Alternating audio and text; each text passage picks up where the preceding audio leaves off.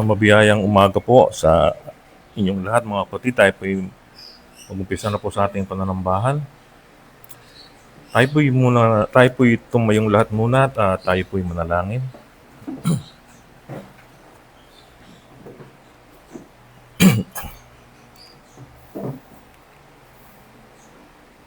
Aming Diyos na banal kataas-taasan sa lahat, aming soberanong Diyos, aming mangnilikha. Panginoon, kami po ay muli nagpupuri sa inyo. Tinataas ka po sa aming kalagitnaan, Panginoon. Papuri at parangal at luwalhati, Panginoon Diyos, ang aming alay. Aming idinadalangin, Panginoon Diyos, sa umaga pong ito. Ang bawat isa po ay gawin po niyong karapat-dapat sa paglilingkod na ito, Panginoon Diyos. Panginoon, maraming salamat po sa araw, sa magandang panahon na ito na inyong pinagkaloob, bagamat may kainitan, Panginoon. Subalit, idinako niyo ang aming mga paa sa lugar nito kung saan ay muli ka namin sasambahin at papupurihan, Panginoon. Panginoon Diyos, kami po ay taos pusong lumalapit sa trono po ng inyong biyaya, humihingi ng kapatawaran sa lahat ng aming nagawang kasalanan, Panginoon. Patawad, O Diyos, sa mga kalikuan. Ituwid niyo po kami, Panginoon, sa aming mga kalikuan. Linisin niyo, Ama, ang aming mga puso't isipan, Panginoon Diyos. Sa umaga pong ito, dalangin po namin ang bawat isa ay maging karapat-dapat na mag-alay ng kanyang pagsambat, papupuri, Panginoon. Salamat, O Diyos, sapagkat patuloy ang iyong biyaya sa amin, Panginoon. Bagamat madalas kami po ay lumalakad sa libis ng lilim ng kamatayan, O Diyos, kami po ay hindi natatakot sapagkat kasama po namin kayo. Maraming salamat sa inyong presensya, Panginoon Diyos, sa aming buhay. Maraming salamat, Panginoon, sa isang linggo na ipinagkaloob niyo sa amin. Kami po'y patuloy niyong iniingatan, Panginoon. Salamat sa kalakasan, aming mga pangatawan. Salamat sa mga pagpapalang material, espiritual, at physical, Panginoon. Maraming salamat, O Diyos, sapagkat patuloy ang iyong biyaya sa amin. Aming dinadalangin, Panginoon Diyos, sa umaga pong ito, ang pananambahan, dalangin po namin, ito po yung inyong pagpalain, Panginoon. Pagpalain niyo po, Panginoon Diyos, ang inyo pong mga ngaral, ang mensahe, Panginoon, at ang mga makikinig. Dinadalangin din po namin, Panginoon Diyos, ang aming mga kapatiran na hindi po namin kapiling sa umagang ito. Ang mga kapatiran po namin na may mga karamdaman, dalangin po namin, O Diyos, na patuloy nawa niyo silang pagkalooban po ng kalakasan, Panginoon, na makapagpatuloy at maunawaan nila, O Diyos, ang dahilan ng karamdaman na meron sila. Dalangin po namin na patuloy lamang silang magtiwala po sa inyo at manampalataya, Panginoon. Dinadalangin po namin sa umagang ito ang aming gagawing pagsamba at aming pananambahan. Dinalangin po namin ang mga awitin, Panginoon. Ito'y maging isang mabangong samyo sa inyong harapan. Ang pagbibigay, Panginoon Diyos, ng tithes and offerings. Pagpalain po ninyo, Panginoon, ang mga panalangin. Dalangin po namin nawa ito po inyong pakinggan. O Diyos, maraming salamat po muli sa umagang ito. Pagpalain niyo po ang bawat isa. Ito po ang aming idinadalangin sa tanging pangalan lamang po ng aming Panginoong Hesus. Amen. Makapuno po ang bawat isa. Tayo po ay umawit sa Panginoon. Buksan po ninyo yung mga songbook sa song number 29, Glory to His Name. Song number 29,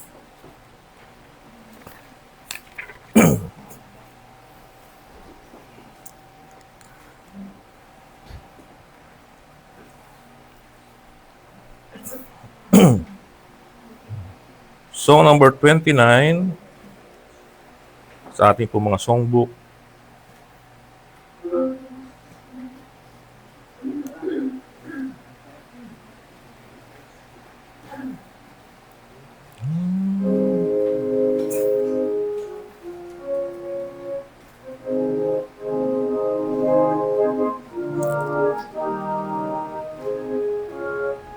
Glory to His name. On the first stanza, sing.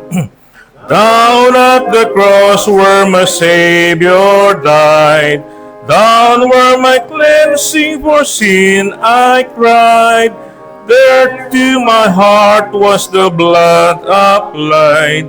Glory to His name. Glory to His name. Glory to His name. There to my heart was the blood applied. Glory to His name. I am so wondrously saved from sin. Jesus so sweetly died within. There at the cross where He took me in. Glory to His name. Glory to His name. Glory to His name. There to my heart was the blood applied. Glory to His name. Third stanza. Oh, precious fountain that saved from sin, I am so glad I have entered in. There Jesus saves me and keeps me clean. Glory to His name. Glory to His name. Glory to His name. There to my heart was the blood applied. Glory to His name. Come to this fountain so rich and sweet. Cast thy poor soul at the Savior's feet. Plunge into day and be made complete. Glory to His name. Glory to His name. Glory to His name. There to my heart was the blood applied. Glory to His name. Amen. Isa pa pong awitin sa song number 2, page number 2, Crown Him with Many Crowns.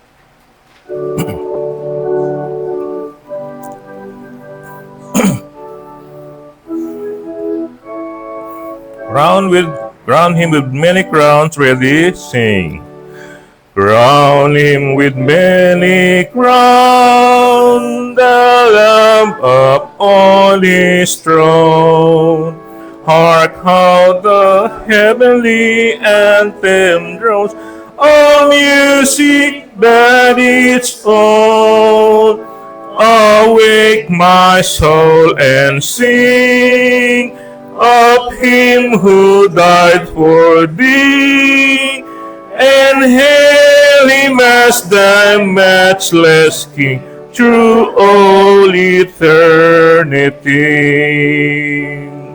Crown Him the Lord of love, behold His hand and side, rich wound yet visible above, in beauty glorified. No angel in the sky can fully bear the sight, but downward bend His wandering at mysteries so bright.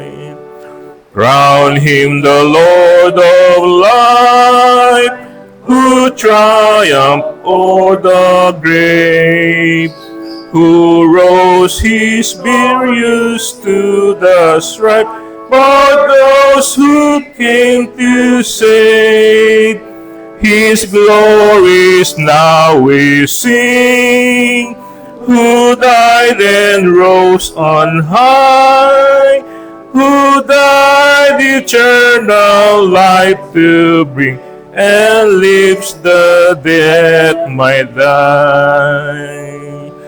Crown him the Lord of heaven, one with the Father known, one with the Spirit through him, given from yonder glorious throne.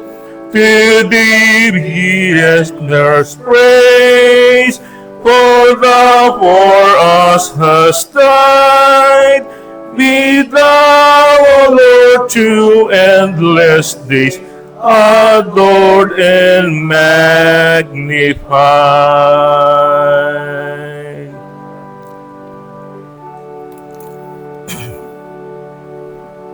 Amen. Tayo po ay dadako sa ating scripture reading sa Proverbs chapter 25. Tayo po tumayong lahat. Tawagin po natin si Brother Alex.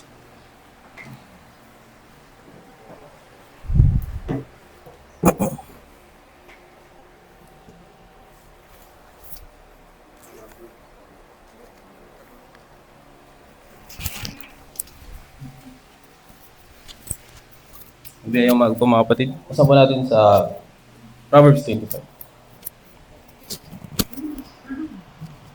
Basahin ko po sa King James Version. These are also Proverbs of Solomon, which the man of Hezekiah, king of Judah, copied out. It is the glory of God to conceal a thing, but the honor of kings is to search out a matter. The heaven for height, and the earth for depth, and the heart of kings is unsearchable. Take away the dross of the silver, and there shall come forth a vessel for the finer.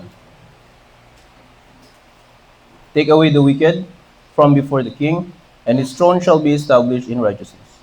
Put not for thyself in the presence of the king, and stand not in the place of great men. For better it is that it be said unto thee, Come up hither, than thou shouldest be put lower in the presence of the prince, whom thine eyes have seen. Go not forth hastily to strive, lest thou know not what to do in the end thereof, when thy neighbor hath put thee to shame. Debate thy cause with thy neighbor himself, and discover not a secret to another, lest he that heareth it put thee to shame, and thine infamy turn not away. A word fitly spoken is like apples of gold and pictures of silver. As an earring of gold and an ornament of fine gold, so is a wise reprover of an obedient ear. As the cold of the snow in the time of harvest, so is a faithful messenger to them that send him, for he refresheth the soul of his masters.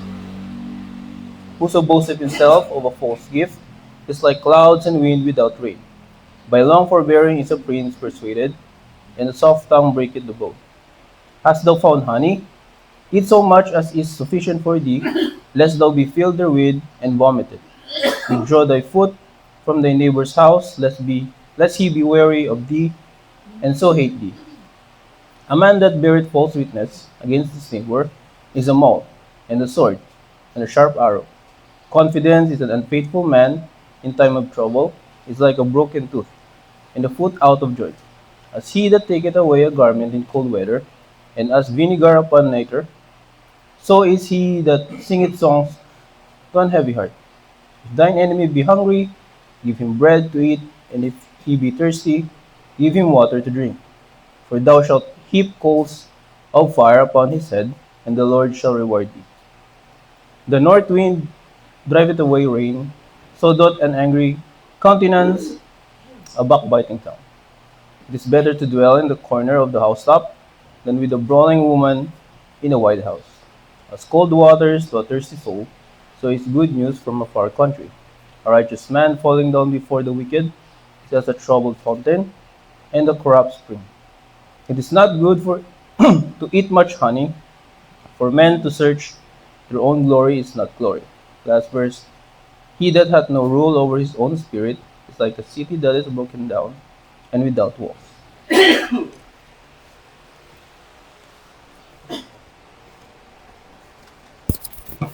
Tayo po tatapos sa ating pong pagbibigay ng tithes and offerings.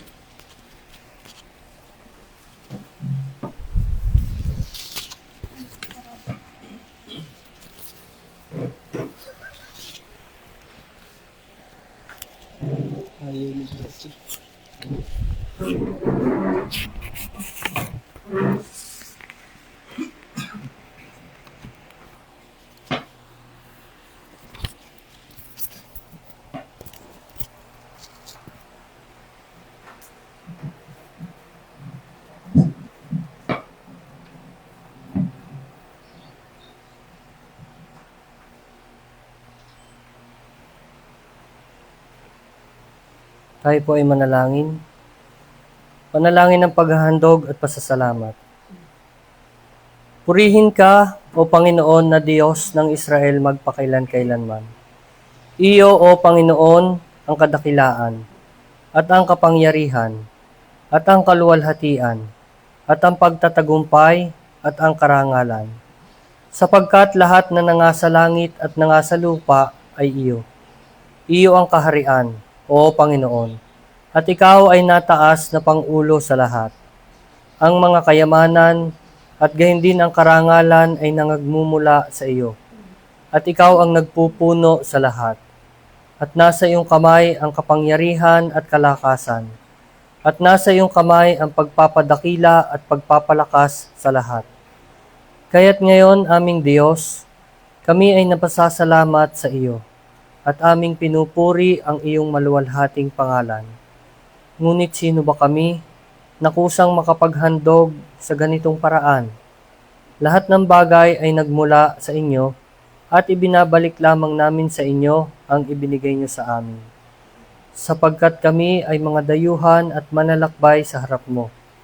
Gaya ng lahat ng aming mga ninuno, ang aming mga araw sa lupa ay gaya ng anino at hindi magtatagal. O Panginoon naming Diyos, lahat ng kasaganaang ito na inihandog namin ay nagmumula sa iyong mga kamay, pagkat lahat ng bagay ay sa inyo. Alam namin, aming Diyos, na inyong sinisiyasat ang puso, at nalulugod kayo sa katapatan. Sa katuwiran ng aming mga puso ay kusang loob, at walang pag-iimbot na inihandog namin ang lahat ng bagay na ito. At lubos kaming nagagalak sa kusang loob na paghahandog na ito ng inyong mga anak. O Panginoon, Diyos ni Abraham, Isaac at Israel, ang pagnanasanawang ito ay panatilihin ninyo sa puso naming lahat at manatili nawa kaming tapat sa inyo. Amen. Hango mula sa unang Kronika, Kabanata 29, talatang 10 hanggang 18.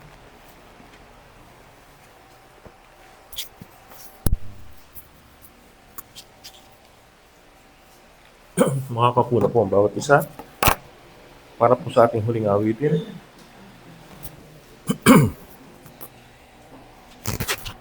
Muli po niyong buksan ang inyong mga songbook sa song number 377.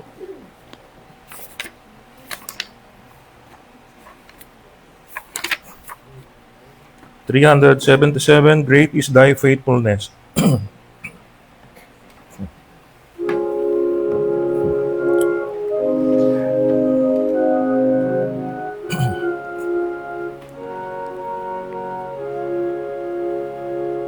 Great is thy faithfulness.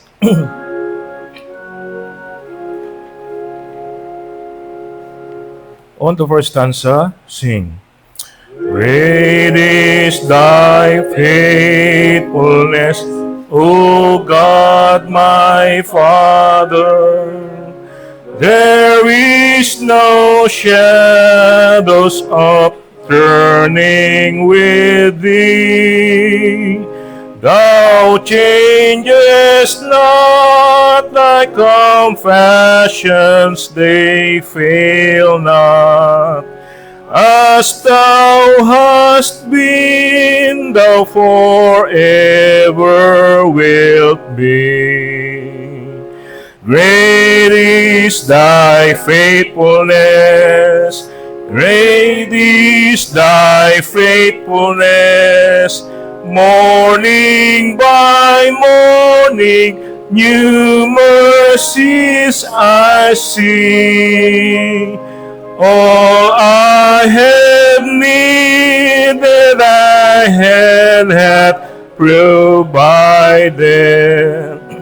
Great is thy faithfulness, Lord, unto thee.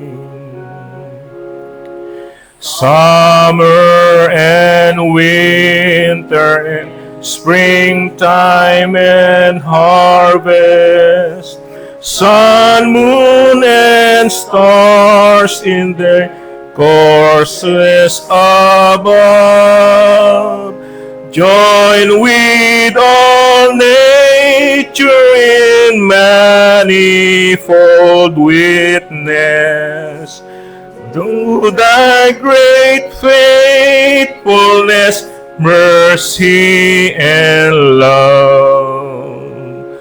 Great is thy faithfulness. Great is thy faithfulness. Morning by morning, new mercies I see. All I have needed, thy hand hath provided. Great is thy faithfulness, Lord, unto me. Pardon for sin and peace that endureth, thy own dear presence to cheer and to guide, strength for today and bright hope for tomorrow. Blessings all mine with 10,000 beside. Great is thy faithfulness.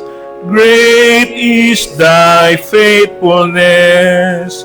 Morning by morning, new mercies I see.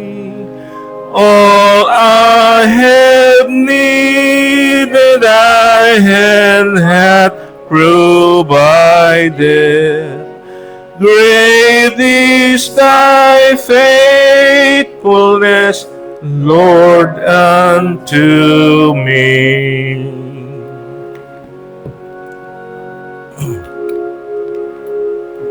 Amen. Purihin po ang Panginoon. Tawagin na po natin ang ating pastor para po sa pangaral ng salita ng Diyos.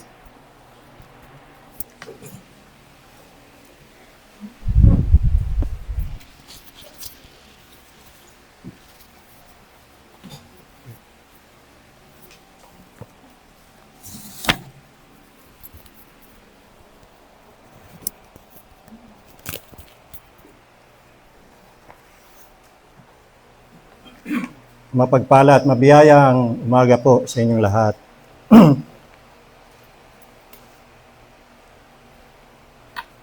Una sa lahat ay nais po natin ipabot ang ating pong taus-pusong pakikiramay sa ating kapatid, si Brother Kimbo, sa kanyang pamilya, sa pagpanaw ng kanyang ina.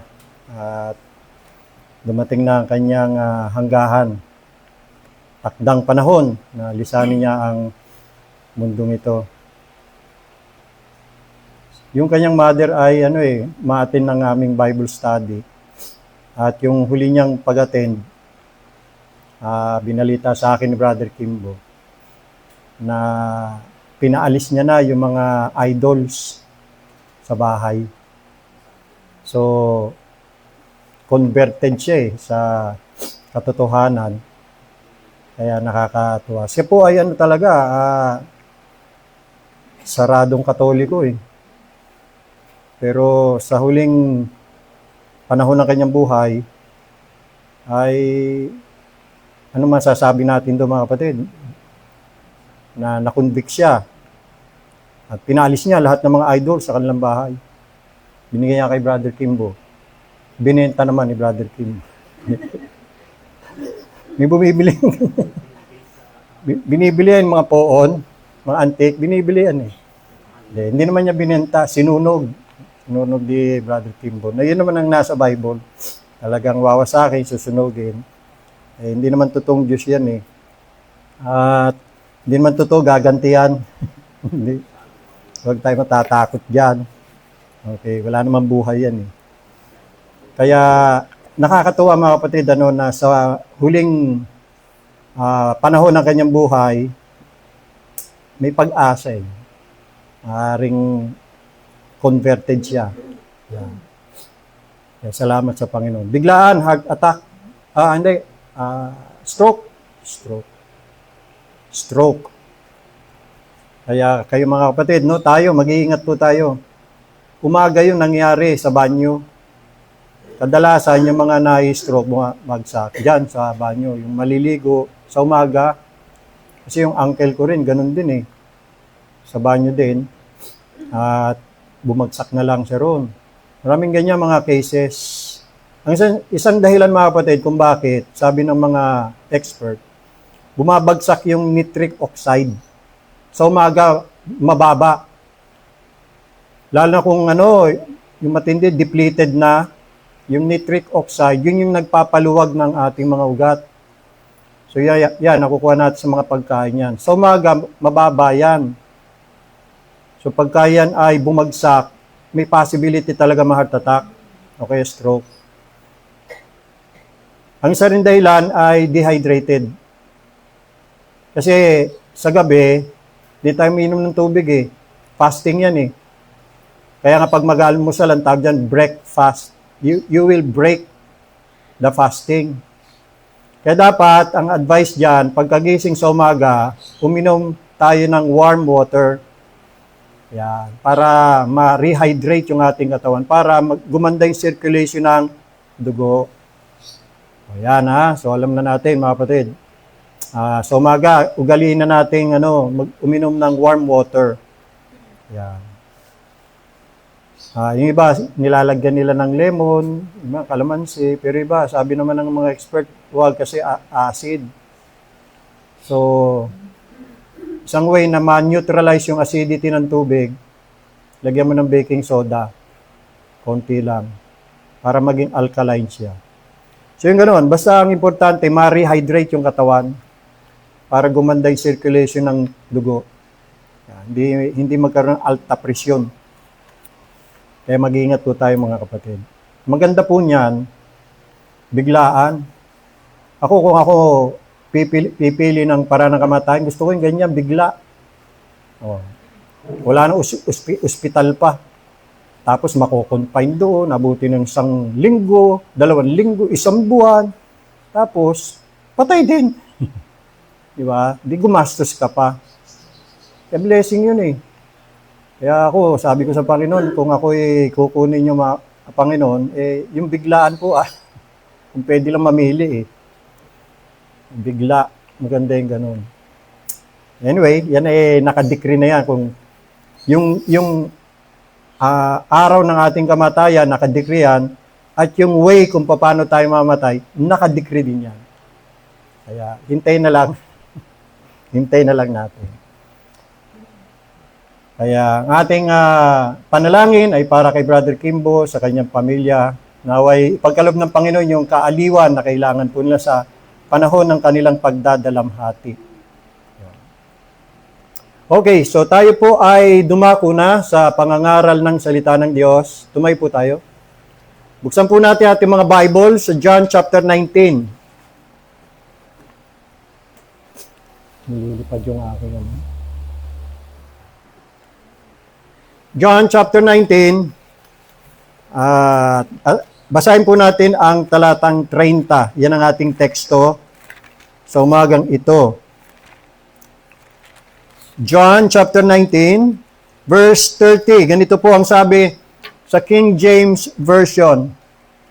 When Jesus therefore had received the vinegar, he said, "It is finished."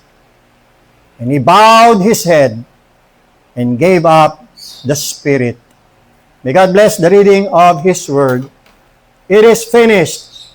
The definite redemption accomplished by Christ. Yan po ang pamagat ng ating po mensahe sa umagang ito. Tayo po ay dumulog sa Diyos sa panalangin. Tayo po ay magsiluhod lahat. Panginoon naming Diyos, dakila, banal, soberano at kataas-taasan sa lahat. Lahat ng parangal, papuri, luwalhati at pasasalamat ay sumainyo ngayon at magpakailanman. Panalangin namin, Panginoong Diyos, ng pananambang ito ay maging katanggap-tanggap sa inyo. Lahat ng mga nakikita ho ninyong kasalanan, karumihan, kalikuan, karumihan ay inyo pong hugas at linisin, kami po'y patawarin nyo. Tulungan nyo po kami na maintindihan namin mabuti ang iyong mga salita. Itaas nyo po ang iyong anak, ang aming Panginoon Kristo, at mahayag ang kanyang kaluwalhatian, kadakilaan. Dalangin po namin na pagpalain yung mensahe at ito po ay tumimo sa aming puso at isipan. Gamitin niyo po, Panginoon Diyos, sa ikaliligtas ng sino mang inyong kalugdan. Bigyan niyo po ng kapangyarihan, Panginoong Diyos, na mag-convert ng mga kaluluwa. Pakita niyo po sa amin ang kagandahan ng kaligtasan na ginawa ng aming Panginoong Hesus upang kami po ay patuloy na luluwalhati at pupuri sa Kanya at magpapakatapat. Pagpalain niyo po ang pagpapahayag ng mga salita, pagpalain niyo po ang mga makikinig, at pagpalain niyo po ang inyong mensahero. Sa banal na pangalan ng aming Panginoong Hesus, ito po ang aming dalangin. Amen. Maraming salamat. Kayo po ay makakaupo na ho. Mga kapatid, tayo po ay pupunta ngayon sa paanan ng krus ng ating Panginoon. Not to speculate, not to imagine, kundi pakinggan po natin yung kanyang final word bilang isang Savior na mamamatay nung panahon yon. At yan ay, it is finished. 3 words. It is finished. Ang tatlong salitang ito ay kabilang sa pinakamalalim na mga salitang binigkas sa kasaysayan ng tao. Hindi ito basta isang statement. Hindi rin po ito isang bulong ng kahinaan. Ito po ay isang royal proclamation. And this is not a cry of a victim, but this is a declaration of a victor. So original language, isa lang ang salita na yan sa Greek word, yung it is finished, tetelestai. Yang salitang Greek word na tetelestai, ginagamit po yan sa komersyo ng mga Grego noong unang panahon, ancient times. At yan po ay sa ancient receipts, itinatatak po yan, tetelestai. Ibig sabihin, finished transaction. Ayan. Tapos na ang transaksyon, tapos na ang kontrata. Nang ibig sabihin, paid in full. Accomplished. Completed forever. Wala na pong nakaligtaan, wala na pong hindi natapos, wala na pong nakalimutan, kompleto at ganap. Pansin niyo po, hindi yung sinabi ni Jesus Christ, I am finished, na para bang natalo siya. Kundi, ang sabi niya, it is finished.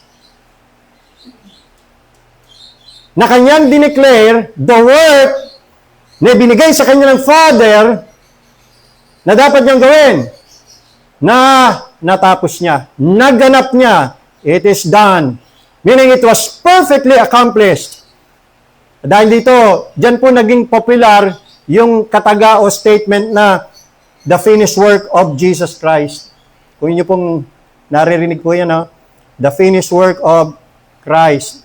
At yan palaging sinasabi ng karamihan sa mga preacher na parang isang tao maligtas, sumampalataya siya kay Jesus Christ at sa kanyang finished work. Yan. The finished work of Jesus Christ. Ngayon, tatanungin natin, what exactly was finished? And what did Christ accomplish on that cross. Now today, we will consider three great truths. Number one, the intent of Christ's death.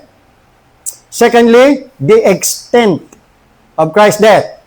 Then thirdly, the glory of Christ's death. Shall we begin? First of all, the intent of Christ's death. At dito sa layunin ng kamatayan ni Jesus Christ, we can see here, we have here a definite accomplishment. A definite accomplishment. Nang i-declare ni Jesus Christ na naganap na, o natapos na, o it is finished, fully accomplished ang isang specific mission ni Jesus Christ. Alam niyo, nung ang Panginoon Kristo na parito, meron siya specific mission. Hindi siya na parito na alatsamba o bahala na sa kanyang gagawin. Alam niya kung ano ang kanyang gagawin. Very specific ang kanyang mission. At ano ang kanyang specific missions? Number one, Christ came to save. Not to try. In Matthew chapter 1, verse 21, pumunta tayo po doon at doon mababasa natin ang sinabi ho dito ni Matthew chapter 1, verse 21. Ganito po ang sabi, and she shall bring forth a son, and thou shalt call his name Jesus. Ano meaning ng Jesus? For he shall save his people from their sins. The word Jesus, the name Jesus means Savior. And his specific mission, the reason why Jesus Christ come down from heaven and came here on earth, is to save his people from the sins. Notice, not to attempt to save his people, not to offer salvation to his people, not to make possible the salvation, but it says, he shall save. He shall save his people from the sins. Sabi nga ng isang popular Baptist preacher noong 18th century by the name of Charles Haddon Spurgeon, he said, listen, Christ did not die to make men savable, but to save them. Christ did not die to make men savable, but to save them. Kung ginawa ni Kristo ang salvation na possible lang, kung gay, wala talagang natapos. Possible ang salvation, namatay siya, possible na sino man ay maligtas, pero hindi sigurado kung sino maliligtas. Hindi walang natapos. Hindi ho namatay si Jesus Christ para gawing possible ang salvation at bahala na kung sinong maniwala at kung sino hindi. Hindi ho ganun. Meron siyang specific na mga tao na kanyang ililigtas. Yan. Yun ang kanyang intention. May isa pa hong bagay ang kasi kung ang salvation ay tinapos ni Kristo, ginawa lang niyang possible, pero hindi naman pala lahat maliligtas, at para bang bahala na kung sino ang sasampalatay at kung sino hindi, ilalabas niya, wala talaga siyang natapos. Kasi may isa pang bagay ang nakasalalay sa tao eh. Di ba ganito turo? Napatay daw si Kristo. Inayos niya na, ginawa niya na, ginanap niya ang lahat para sa kaligtasan. It is finished. Kaya lang, may ganun eh. Kaya lang, hindi lahat maliligtas. Bakit? Kailangan sumampalataya. So parang nangyayari, kukumpletuhin pa ng tao yung ginawa ni Kristo para maging actual yung salvation. Possible, pero hindi pa actual. Ganun eh. Naunawaan niyo po mga kapatid? You see? So nang mangyayari po yan, may isa pang bagay nakasalalay sa tao. Pero sabi po ni Kristo, natapos na eh. Sabi niya, nagganap na niya ang gawain at wala na hong natitira o natira pang gagawin ang tao. Tinapos niya na po eh. So yun po ang unang specific mission. Christ came to save.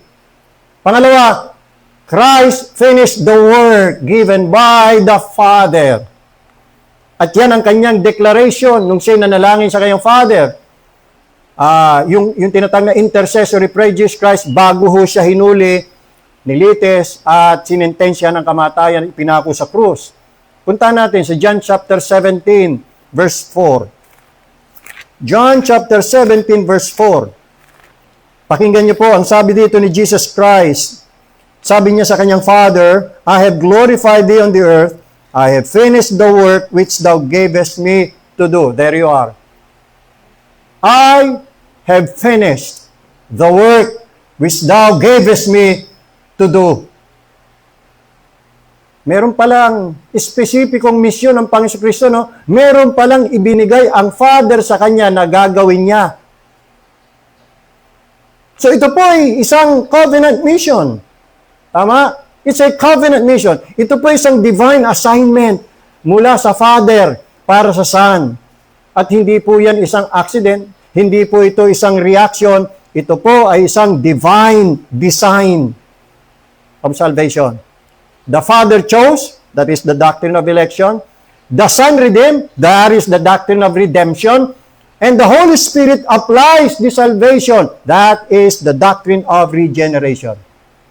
The Father, the Son, and the Holy Spirit. Silang tatlo involved sa plan of salvation. Hindi lang po ang Son. Hindi lang po si Jesus Christ. Mali na akalain at isipin na pagdating sa salvation, si Jesus Christ lang ang author. Hindi. Yung Diyos, yung tatlong persona sa isang Diyos.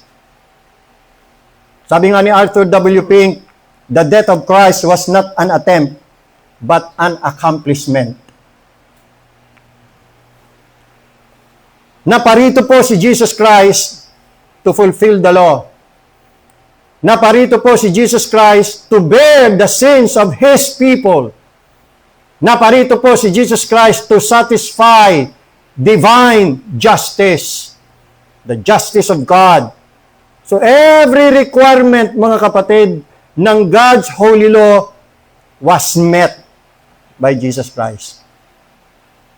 At yan ang dahilan kung bakit nasabi niya, it is finished. Naganap ko na, natapos ko na, wala sa aking misyon na hindi ko naganap. Pangatlo, sa isa sa mga missions si Jesus Christ, Christ actually paid the debt of sin. Kanyang aktwal na binayaran ang utang ng kasalanan.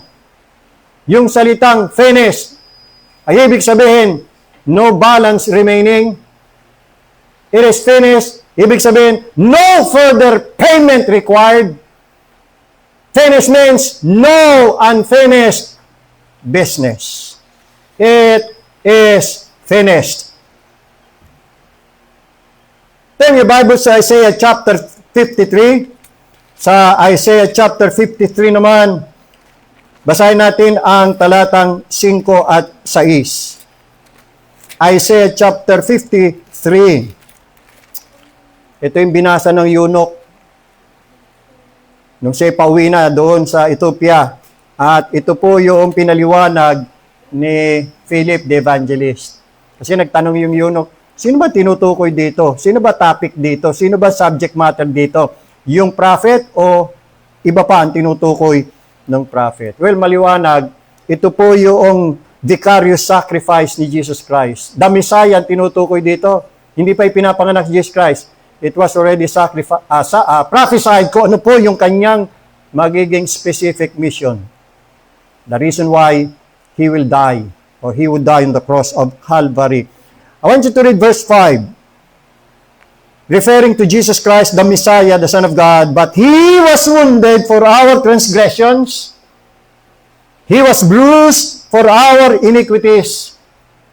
The chastisement for our peace was upon Him, and with His stripes we are healed. Verse 6, all we like sheep have gone astray. We have turned everyone to his own way. Notice this, and the Lord hath laid on Him the iniquity of us all.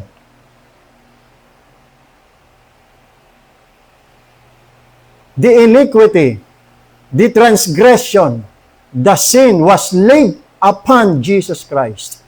Sa Kanya ipinataw, sa Kanya ipinatong, sa Kanya ipinasan ang kasalanan. Nino? Mamaya, pag-usapan natin yan. Sino yung us dito? And the Lord hath laid on him the iniquity of us. Specific din po yan, mga kapatid. Mamaya, pag-usapan po natin yan. Nais ko lang po, pansinin nyo, no? Yung sinasabing, the Lord hath laid on him the iniquity of us all. Ito yung iniquity, ito yung sin na ipinataw, pinasan ng Panginoon Kristo. This is not hypothetical sin, but real sin. Hindi po ito potential sin, kundi ito po ay actual sin ng mga tunay na mga tao o bayan na laid upon a real substitute. Si Jesus Christ ang naging substitute on behalf nitong mga taong ito na pag-aalayan ng kanyang buhay. The iniquity of us all. Parang sa isang korte, dumako tayo sa eksena ng isang courtroom o korte, isang tao na may utang ang nakatayo sa harapan ng isang judge. Napakalaki ng kanyang utang at kung sisingilin siya at pagbabayarin siya, hindi niya mababayaran. Wala siyang kakayang bayaran.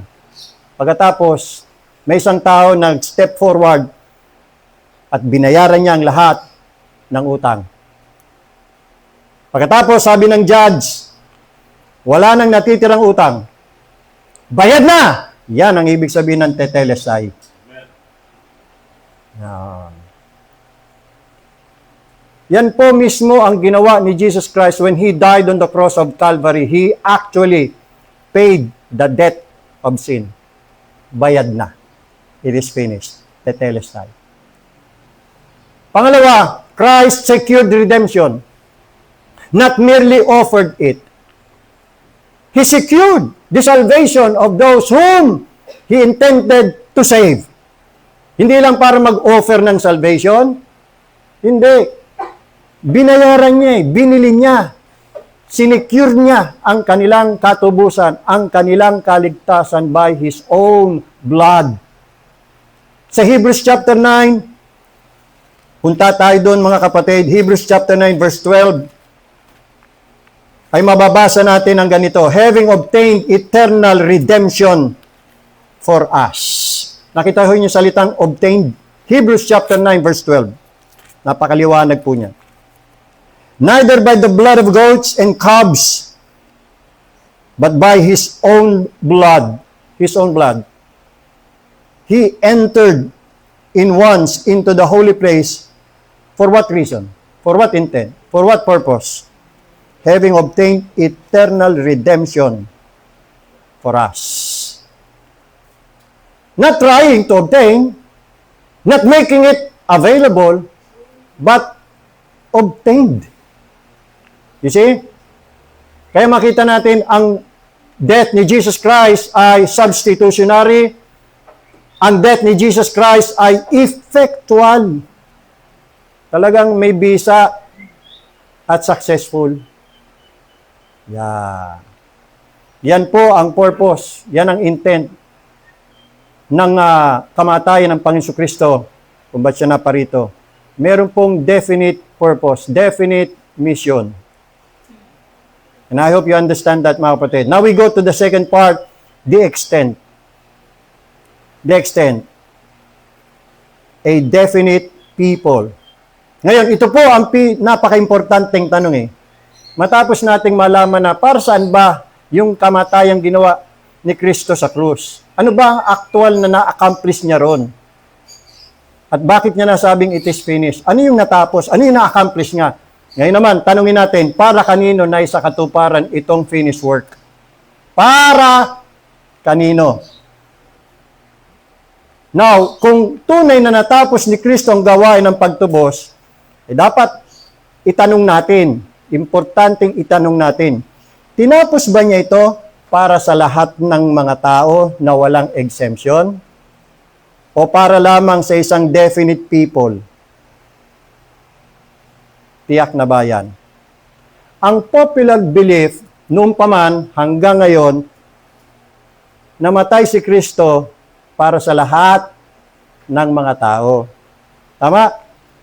Yan ang popular, yan ang widely accepted belief na tinubos ni Kristo ang lahat ng mga tao without exemption mula sa kanilang mga kasalanan. At yan ang tinanggap ng karamihan, pabor sila dyan, tanggap na tanggap po nila yan, wala silang tutol po dyan. Maliban lang sa atin. Sapagkat mula sa atin pong pag-aaral, mga kapatid, yung redemption na ginawa ni Jesus Christ, ginawa niya para lang sa tiyak na bayan. A definite people. Pagdating sa usaping atonement ni Jesus Christ, dalawa po ang school of thoughts o school of theology. Namatay si Kristo para sa lahat ng mga tao. Tinubos niya ang kasalanan ng lahat ng mga tao. Yan ang tinatawag na general atonement o universal redemption. Universal. Mula kay Adam hanggang sa kahuli-hulihan tao na ipapanganak, kasama yon sa tinubos ni Kristo. Kasama yon doon sa sinabi niyang, it is finished. Paid in full. Binayaran niya na. Yung pangalawang katuruan o theology ay yung tinatawag nating limited atonement or mas prefer natin, mga kapatid, particular redemption. Inalay ni Kristo ang kanyang sarili sa isa lamang particular na uri ng mga tao, hindi lahat. Yan. Hindi lahat tinubos niya. Meron lang definite people. Kung meron siyang specific mission, meron siyang definite intent, meron din po siyang definite extent. Ibig sabihin, hanggang saan yung mga tinubos niya? Hanggang saan aabot yung extent ng kanyang redemption? Para kanino talaga inalay ni Kristo ang kanyang buhay? Para kanino niya binuhos o naibuhos ang kanyang dugo? Ang paniwala po natin, particular redemption. Number 1, His people. Napakaliwanag naman po yun eh. Matthew 1:21, binasa natin, He shall save what? Who? His people. From their sins. Nabasa natin Isaiah 53, for the transgression of us all. Sino yung us doon? His people. Yan. Huwag natin isasama yung hindi kabilang ho doon. Ang nangyari ngayon sinama lahat Ay mali. Hindi yun ang proper interpretation of the scripture. Titingnan natin yung context. Huwag natin isasama hindi kasama. No? Kung ano sinabi doon sa teksto, yun po yun. Ang sabi diyan, as all His people He shall save His people from their sins. Hindi ba malinaw yun? This is not vague. This is not undefined. A definite people. This is Christ's own people. Meron siyang sariling bayan Basahin natin, John chapter 13, verse 1. John 13, verse 1. Another proof, evidence, scriptural evidence. In John chapter 13, verse 1. Are you following? Good. Let's read. Now, before the feast of the Passover, when Jesus knew that his hour was come, that he should depart out of this world unto the Father, having loved his own. I want you to notice those two words, or three words. Love his own. Sariling kanya sa Tagalog. Meron siyang inibig na kanya yun. Sariling kanya. Having loved his word, or having loved his own, who were in the world. You see that? Hindi yung world, kundi His own who were in the world. He loved them unto the end. Nakita po niyo? Napakaliwanag po niyan, mga kapatid. Ano? That is a definite, particular people. John 13:1. At itong having loved His own, ito yung binigay ng Father sa Kanya. Na nakapaloob sa covenant mission niya. Na yun ang intention niya. Bakit siya naparito? Specific ang kanyang intention. Specific ang kanyang mission. Para lang dito sa kanyang His own. At ito yung ibinigay ng Father sa Son. Bago pa siya nag-incarnate, bago pa siya nagkatawang tao, binigay na sa kanya yan ng Father for what reason? For what intent? For what purpose? To save. Tingnan natin, mga kapatid. In John chapter 6, verse 37. John chapter 6, verse 37. Tingnan niyo po ang kanyang sinabi, all that the Father giveth me shall come to me. Ginabi niyo sa tang all. Now, dito niyo po makikita, mga kapatid, na hindi lahat ng all ay all nga. Gaya na tinuturo ng karamihan sa mga pastor. All is all and that is all what all means. Wrong. Tingnan mo context. O nga, ginamit nga yung all, pero lahat ba? Ang lahat ba'y lahat ba? Ang sabi ito, all that the Father giveth me. Di limited. Yung salitang all, restricted. Tumutukoy lang to sa mga ibinigay ng Ama sa Anak. Unang katotohanan, may mga ibinigay na pala ang Father sa Son. Pangalawang katotohanan, hindi lahat ng tao ibinigay ng Father sa Son. Diba? Kasi hindi naman lahat lalapit kay Jesus Christ eh. Lahat ba lalapit kay Jesus? Lahat ba ng tao lumalapit kay Jesus Christ? Hindi lahat maliligtas. Yan ang dilema dyan. Kung lahat tinubos ni Jesus Christ, hindi lahat maliligtas. Hindi lahat lalapit kay Jesus Christ para masave. Kasi ang ikatlong katotohanan, para maligtas, kinakailangan lumapit kay Jesus Christ. Ang hindi lalapit kay Jesus Christ, hindi maliligtas. Kailangan lumapit eh.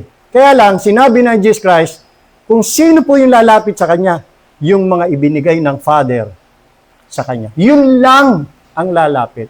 Sa mga tuwid, yung hindi binigay ng Father sa Son, hindi lalapit yan. At the reason naman kung bakit may taong makalalapit sa Kanya, kasi binigay siya ng Father sa Son. Mga kapatid, sa mga na kay Kristo na, kaya tayo nakalapit kay Kristo, sapagkat kasama tayo sa ibinigay ng Father sa Kanyang Anak. Hindi tayong may dahilan kung ba't tayo nakalapit. Nakita ho nyo? Gusto ng Father na tayo makalapit sa Kanyang Anak para tayo magkaroon ng buhay na walang hanggan. Ang Father ang may gusto niya. Gusto ng Father na isama tayo sa tutubusin ng Kanyang Anak. All that the Father giveth me, tiniyak ni Jesus Christ, shall come to me. At promise niya, he who comes to me, I will in no wise cast out. Aba, siyempre naman, ba't niya i-cast out yun? Father ang may sabi doon, anak, tanggapin mo yan, binibigay ko siya yan. Kaya hindi pwede i-cast out yan ni Jesus Christ. Hindi pwede i-cast away niya yan. Kasi binigay ng Father yan. Kaya tatanggapin niya Jesus Christ. Purihin ang Panginoon. Purihin ang Panginoon. Hindi ba napakaganda niyan, mga kapatid, na malaman natin, nung tayo masave, after na tayo masave, malaman natin na kaya pala tayo kabilang sa mga tinubos ni Kristo, kabilang tayo sa Kanyang mga ligtas, sapagkat ibinigay tayo ng Father sa Son before the foundation of the world. Hindi pa ho lumilikha ang Diyos ng langit at lupa, nasa plano na ho tayo ng Diyos. Nandun na ho tayo kasama sa Kanyang panukala. May purpose na ang God the Father sa atin. Hindi natin alam yan. at may purpose na ang Son, na lahat ng ibinigay sa Kanya ng Father, tutubusin niya. Sa kanila, iaalay ni Kristo ang Kanyang buhay. At para lang sa kanila, mabubuhos ang Kanyang dugo. His people. Now, in John chapter 17 naman, mga kapatid, inulit yan ni Jesus Christ.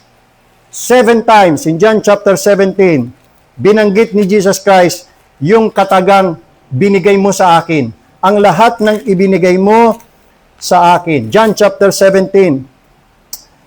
First appearance in verse 3. John 17 verse 3. Please follow me. And this is life eternal, that they might know thee, the only true God, and Jesus Christ whom thou hast sent. I'm sorry, verse 2. Verse 2. As thou hast given him power over all flesh, that he should give eternal life. Kanino? Sa lahat ng tao? Hindi po. To as many as thou hast given him. You see that? That's the first. Pangalawa, in verse 6. I have manifested thy name unto the men whom thou gavest me out of the world. Thine they were, and thou gavest them to me. And they have kept thy word. Tatlo na.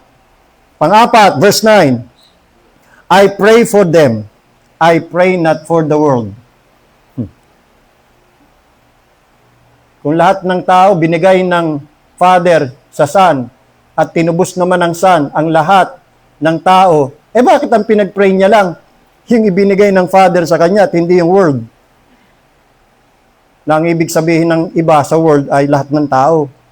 Hindi niya pinag-pray, I pray for them. I pray not for the world. Kundi kanino? Sino pinag-pray niya? But for them whom thou hast given me. Bakit? For they are thine. You see? Una, sila'y pag-aari ng Ama. Tapos binigay ng Ama yung kanyang pag-aari sa anak. Kaya tinawag silang having loved His own. He loved them unto death. Pag-aari na rin sila ni Jesus Christ. What a glorious possession. What a wonderful possession. The Father owned them. The Son owned them. And that's the main reason why naparito si Jesus Christ. Only for them. Yan. Next, in verse 11. And now I am no more in the world, but these are in the world, and I come to thee, Holy Father, keep through thine own name those whom thou hast given me, that they may be one as we are. Pang-anim, verse 12. While I was with them in the world, I kept them in thy name, those that thou gavest me. See? I have kept and none of them is lost. Pero mayroong na-lost. Sino? Except, but, the word but means except the son of perdition. Sino yan? Si Judas Iscariot. Bagamat apostle siya, kabilang siya sa 12, hindi siya kasama sa ibinigay ng Father sa Son na para tubusin ng Son. Hindi kasama si Judas sa redemptive plan. Yan palang maliwanag na na hindi lahat. May exemption. Si Judas. Yan palang maliwanag na Hindi ho namatay si Kristo para kay Judas Iscariote. Kaya siya na-lost. Ayan. Liwanag po, di ba? Then last in verse 24, pang-pito, Father, I will that they also whom thou hast given me be with me where I am, that they may behold my glory which thou hast given me. For thou lovest me before the foundation of the world.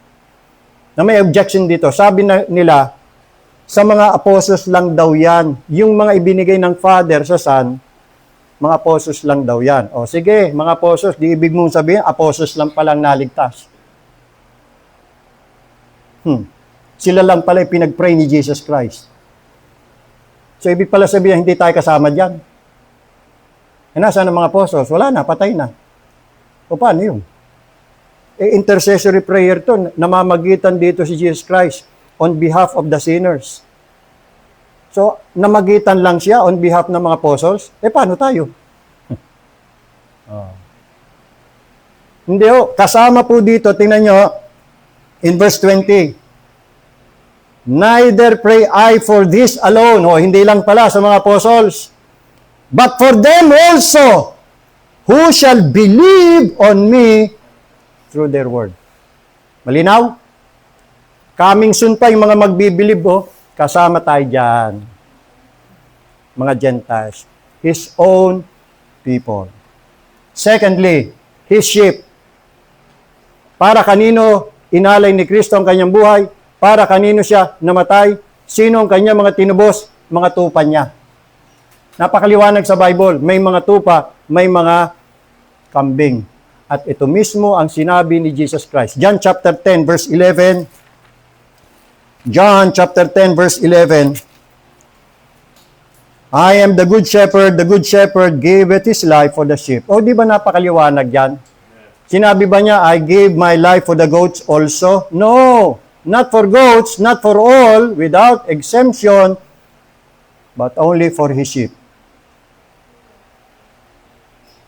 Sinong makikipagtalo dito? Sige, repeat nila yan. Ang liwaliwanag So, doon sa tanong na, kanino inalay ni Kristo ang kanyang buhay? Ano sagot? Ano sabi ng Panginoon Hesus? Liwaliwanag only for his sheep. May mga goats. Sino namatay para sa kanila? Meron ba? Kasama. Ito, tanong ko kasama ba sa redemptive plan ni Kristo ang mga goats? Kung kasama, saan sa Bible? Saan natin mababasa sa Bible? Kaya hindi lahat ng all ay all nga. Hindi totoo yun. Titingnan mo context. Paano ginamit yung salitang all. Sheep lang.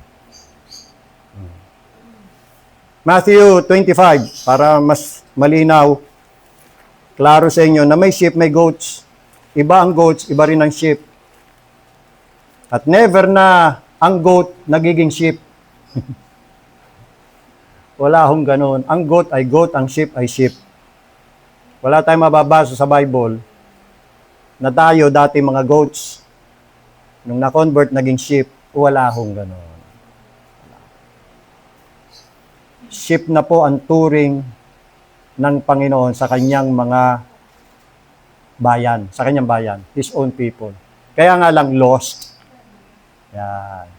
All we like sheep have gone astray. You see? Isaiah 53:6. We have turned everyone to his own way. Lost sheep. Kaya nga ang anak ng tao, sabi sa Luke 19:10, ang anak ng tao ay naparito upang hanapin at iligtas ang mga naligaw. Sino mga naligaw? Tupa niya. For the Son of Man has come to seek and to save that which was lost. The lost sheep of Jesus Christ. Matthew chapter 25. In verse number 29, immediately after the tribulation of those days shall the sun be darkened, and the moon and the moon shall not give its light, and the stars shall fall from heaven, and the powers of the heavens shall be shaken, and then shall appear the sign of the Son of Man. Who is that? Jesus Christ. Darating siya in heaven, and then shall all the tribes of the earth mourn, and they shall see the Son of Man coming in the clouds of heaven with power and great glory. Ito yung Revelation. Diyan rapture, Revelation. And he shall send his angels with a great sound of a trumpet, and they shall gather together his elect, chosen one, from the four winds, from one end of heaven to the other. Yan. I'm sorry, chapter 24 ang binabasa ko. Chapter 24. Chapter 25. Verse 31. Igagather niya ang kanyang elect. Di ba nabasa natin? Matthew 24:31. Dito naman sa Matthew 25:31, when the Son of Man shall come in His glory, and all the holy angels with Him, then shall He sit upon the throne of His glory, and before Him shall be gathered all the nations, meaning Gentile nations. And He shall separate them one from another, as a shepherd divideth his sheep from the goats. And He shall set the sheep on His right hand, but the goats on the left. Ano sasabihin niya sa kanyang mga sheep? 34. Then shall the king say unto them on his right hand, Sheep, come ye blessed of my Father, inherit the kingdom prepared for you. Kailan? Kailan pa? From the foundation of the world. Nakita nyo? Nakaprepare na palang kingdom para lang sa kanila. Kailan? From the foundation of the world. In the eternity past. Hindi pa lumilika ang Diyos ng langit at lupa. Itong mga sheep ng Panginoon ay nasa Kanya ng panukala, nasa Kanya ng isipan, at nasa Kanyang puso. Mga sheep. Sa mga goats, ano naman sasabihin niya? Verse 41, Then shall He say also unto them on the left hand, Goats, depart from me, ye cursed, into everlasting fire, prepared for the devil and his angels. Tanong, ito bang mga sinabihan ng Panginoon, depart from me, ye cursed? Ito bang mga curse na ito kasama sa binili ni Kristo? Kasama sa kanyang tinubos? Ano nangyari bandang huli? Yung tinubos niya, yung binayaran niya ang kanilang mga utang, ay napunta sa everlasting fire. So ano nangyari doon sa salitang it is finished? Sila pala ang finished. You see? Silang na-finished. So hindi sila kasama doon sa it is finished. Mga goats. Pangatlo, His church. Napakaliwanag po niyan. Christ gave His life for His church. Ephesians chapter 5 verse 25. Ephesians chapter 5 verse 25. Husbands, love your wives, even as Christ also loved the church. Tingnan nyo. And gave Himself for it. Di ba? Napakaliwanag, definite people, specific, particular people, His church. At pansin niyo po, sila po ay kanyang object ng kanyang love. You see? Christ also loved the church.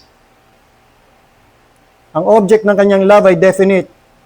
Very specific ang object ng kanyang redemption. Sapagkat ang sabi,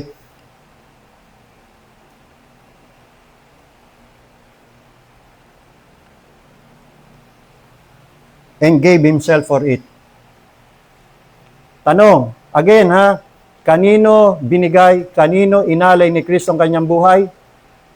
For His church. This church. His own church. Yan. Binili niya yan para maging kanya. Sabi ng Acts chapter 20 verse 28, Acts chapter 20 verse 28, 20:28, Take heed therefore unto yourselves.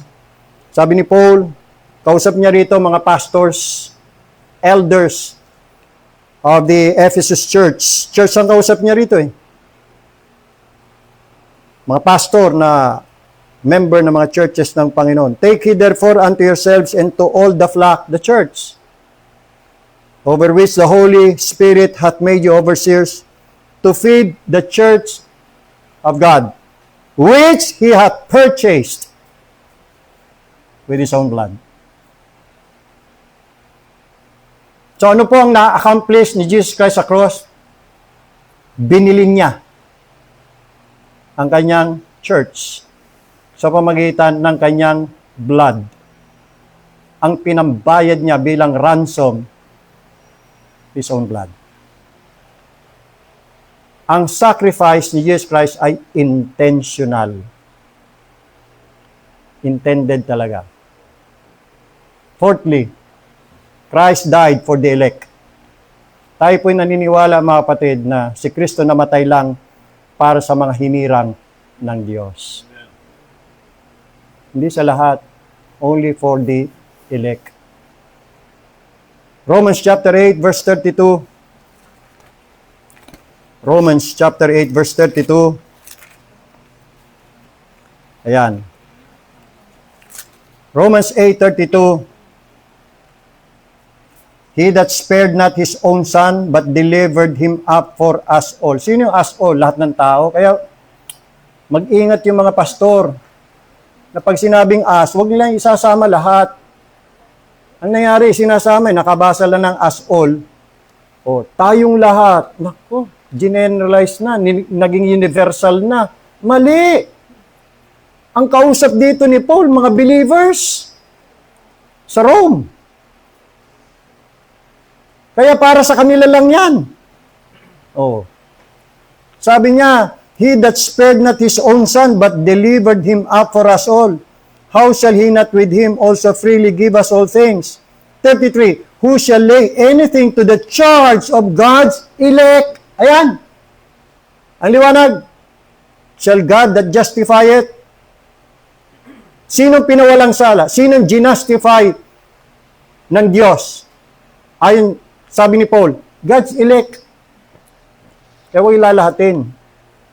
Sundin ang sinasabi ng Bible. Huwag dadagdagan, huwag babawasan.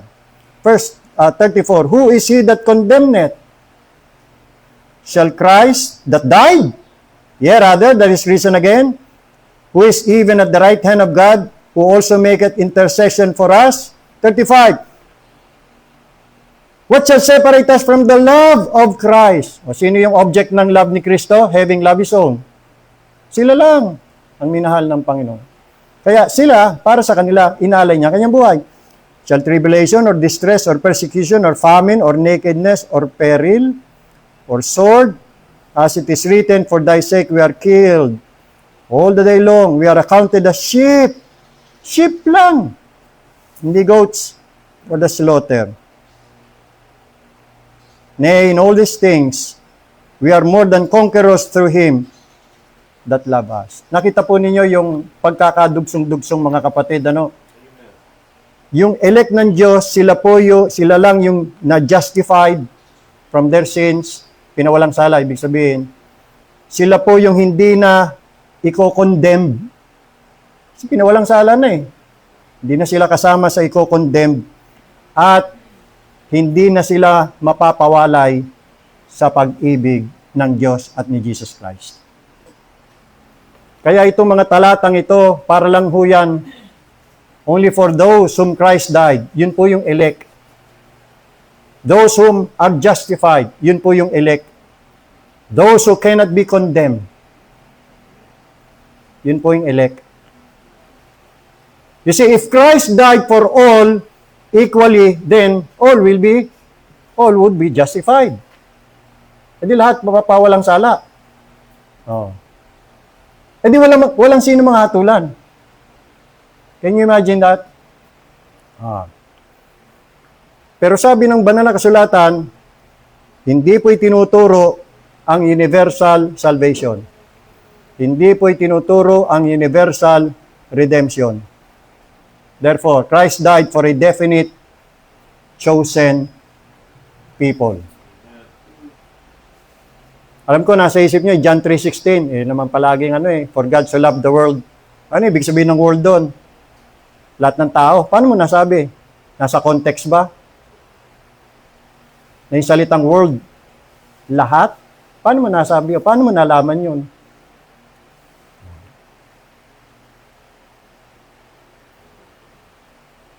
Namatay si Jesus Christ for His people, His sheep, His church, God's elect. Pang ilan na ba? 1, 2, 3, 4, 5. Para lang sa mga sasampalataya sa Kanya. Yan. Romans 1:16. Romans 1:16. For I am not ashamed of the gospel of Christ, for it is the power of God unto salvation. Para kanino yung salvation? Salvation to everyone that believeth. Whether yan ay Jew, to the Jew first, and also to the Greek. Again, para kanino ang salvation? To everyone who believes. Tanong, ang salvation ba pati rin sa mga hindi magbibilib? Ha? Kasama ba sa tinubos ni Kristo pati yung mga hindi magbibilib? Kasama ba sa binayaran ni Kristo ang kanilang mga kasalanan ng mga hindi magbibilib? Kasama ba yung mga hindi magbibilib doon sa finished work ni Jesus Christ? Na sinabi niya, it is finished. Tapos na, binayaran ko na. Kahit hindi kayo sumampalataya sa akin, binayaran ko na. Bayad na kayo. Ha? Saan yun sa Bible? Saan natin mababasa sa Biblia na nangako ang Diyos na pati ang mga hindi magbibilib sa kanyang anak, ililigtas niya? Aliwaliwanag eh. Ang salvation ay para lamang to everyone who believe it. So, hindi lahat. Tama? Kasi hindi naman lahat magbibilib. Yan. Kaya yung salvation, tinapos siya ni Kristo para lang doon sa mga magbibilib. Kasi ang tanong na naman diyan eh, alam ba ni Kristo kung sino magbibilib sa Kanya? O hindi niya alam? Namatay ba siya na alatsamba na lang, na parang granada, inihagis niya, boom! Bahala na kung sino tamaan. Bahala na kung sino mahagip. Namatay na ako, bahala na kayo. Kung magbibilib kayo sa akin o hindi, basta tinapos ko na salvation. Ninyong lahat, binayaran ko na, nagbayad na ako. Kaya bahala na kayo kung sino magbibilib sa akin, sino lalapit, kung sino hindi. Ganun ba yun? Specific nga mission niya eh. Mamamatay ba siya doon sa mga hindi binigay ng Father sa kanya? Para ano? Mamamatay ba siya? Iaalay niya buhay niya doon sa mga tao. Alam niya, bandang huli, hindi naman pala magbibilib. Pupunta rin naman pala sa everlasting fire. Eh, ba't pa niya iaalay buhay niya doon? Di na sayang lang. Di ba? Yung mga goats, curse yun eh. Oh, you see? Ba't sila cursed? Kasi hindi sila kasama doon sa curse na naranasan ni Jesus Christ. Kaya sila ang na-curse. Tayo, hindi na makakasama doon sa ye cursed. You know why? Because somebody has been cursed for us. And that's Jesus Christ. Galatians chapter 3, verse 13. Galatians 3:13. Ayan. Christ hath redeemed us from the curse of the law. You see another intent, purpose ng kanyang redemption, to redeem us from the curse. At ba't tayo na-curse?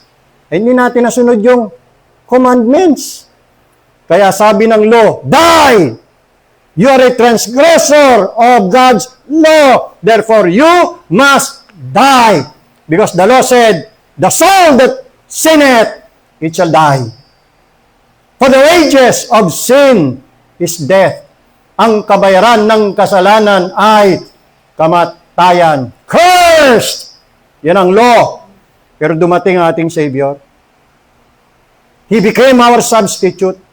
Yung place natin na under curse tayo, kinuha yun ni Jesus Christ, siyang na-curse when He died on the cross of Calvary. At kung siyang na-curse, hindi na tayong ika-curse. Christ hath redeemed us from the curse of the law, being made a curse for us. For it is written, cursed is everyone that hangeth on a tree. Now, can you just imagine, Kung lahat pala tinubos ni Kristo, hindi nasusumpain.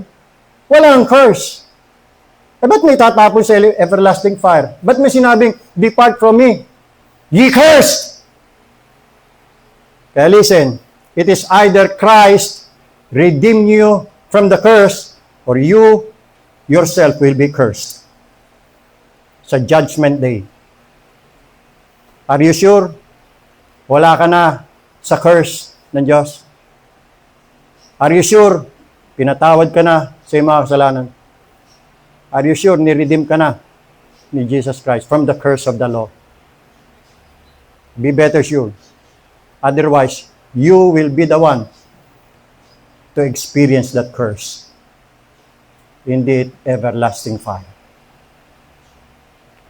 Kaya kita yung kahalagahan ng kamatayan ni Kristo. Kaya lang, ginawa lang niya yan sa specific, definite people, particular. See? Ngayon, ginawa niya para sa magbibilib sa Kanya. Kaya alam ni Jesus Christ kung sino magbibilib, kung sino hindi. Siyempre, kung alam niya kung sino magbibilib, alam din niya kung sino hindi magbibilib. Ngayon, kung alam niya na kung sino ang hindi magbibilib, ba't pa niya iaalay buhay niya doon?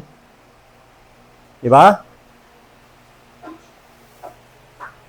Para namang lalabas niyan, pinalalabas niya, tanga ang Panginoon eh. Hindi niya alam yung mission niya, tutubusin niya lahat. Hindi niya alam, bahala na. Ganun ba yun? Sinong mahagip? Kung sino maligtas? Ginawang possible yung salvation, pero hindi naman sigurado yung salvation. Kasi nakadepende pa sa tao kung magbibilib o hindi. Kita mo yan. Hindi finish yun. Anuhan niyo po? Ba't niya nasabing it is finished? Finished pala. Hindi pa pala. Kukumpletuhin pa ng tao. Ay. Kaya napakaliwanag, salvation by works yung tinuturo nila eh. Salvation by works, hindi nila alam yun. Ayaw lang nila aminin. Ngayon, mga kapatid, alam na natin na inalay lang ni Kristo ang buhay niya sa mga magbibilib. Ang maliligtas lang ay yung mga magbibilib. Diba? Ito pa, pakita natin. John chapter 3, verse 19. John chapter 3, verse 18. Sige, bibilisan na natin. Haba pa ito. Ganda nito eh. Talagang, it's about Christ's death. Gandang pag-usapan yan, mga kapatid. Para maging maliwanag sa atin. Kasi marami ang may maling kaalaman tungkol sa redemption ni Jesus Christ. Nilalahat kasi. Una, hindi nila alam yung intent. Yung significance na kanyang death. Tapos yung extent. Hindi rin alam. Nilalahat na rin. O dito, sabi ho dito, John 3:18, He that believeth on Him is not condemned. You see? Sino mang hindi mako-condemn? Yung nag-believe, ay yung hindi mag-believe. O, ito sabi, but he that believeth not is condemned already. Sino pa na yan? Condemned na yan. Nakita nyo? Para kanino ang salvation? Sa magbibilib lang. Pag ang tao hindi siya mag-believe, condemned na yan. At take note, hindi yung sinabing, will be condemned. Condemned already na. Actually, ang tao, nung isilang sa mundong to, under condemnation na siya. Pinanganak pa lang, under condemnation eh. Ngayon, pwedeng mawala yung condemnation pag nag-believe. Ayan. Nakita nyo, napakaliwanag. Because he hath not believed in the name of the only begotten Son of God. Talon tayo, verse 36. He that believeth on the Son hath everlasting life. And he that believeth not the Son shall not see life, but the wrath of God abideth on him. So, konbinsido na kayo, mga kapatid? Nang salvation ay para lang ha sa mga magbibilib. Hindi ho para din sa mga hindi magbibilib. Ito tanong, sinabi na ba ng Bible kung sino ang mga magbibilib? Sinabi na ba? Yes, sinabi na ho eh. Kung sino mga magbibilib? Acts 13. 48. Ito yung mga magbibilib. Hindi pa ipinapanganak. Hindi pa nilikha ng Diyos. Magbibilib sila. Pag isinilang na sa mundong ito, lumaki na. Sa appointed time ng Diyos, magbibilib sila. Sino po ito? Acts 13:48. And when the Gentiles heard this, they were glad and glorified the word of the Lord. And as many. Ano yung salitang many? All ba yan? Hindi, di ba? As many. Yan din ginamit Jesus. As many as thou hast given me, I will give eternal life. As many as were ordained to eternal life, believe. Sino magbibilieve? Yung naka-ordained na sa eternal life before the foundation of the world. Sila yung magbibilieve. Inordain na ng Diyos na itong mga pinili niya, His own people, na binigay niya sa Son in His appointed time. Pag narinig nila ang gospel, they will believe. Bakit sila makakapag-believe? Kasi ordained. In-appoint na ng Diyos. Tanong, lahat ba ordained to eternal life? Hindi. So, hindi lahat magbibilib. Sino lang magbibilib? Yung ordained to eternal life. Ngayon, yun lang masisave, yung ordained to eternal life. Kasi yun ang magbibilib eh. At para lang sa kanila namatay si Kristo. Tama ba mga kapatid? Pagkakaintindi natin, baka sabihin nyo, sarili ko interpretation to. Liwaliwanag naman sa scripture eh. Kahit pagbalik-baliktarin mo yan. Nauna ang ordination bago ang pagbilib. Inordained sa eternal life. Kaya sigurado yan, magbibilib yan. Kasi yan ay kabilang sa bayan ng Diyos. Kabilang yan sa kanyang tupa na naligaw, pero matatagpuan din. Hahanapin ng shepherd. My sheep hear my voice, and I know them, and they follow me.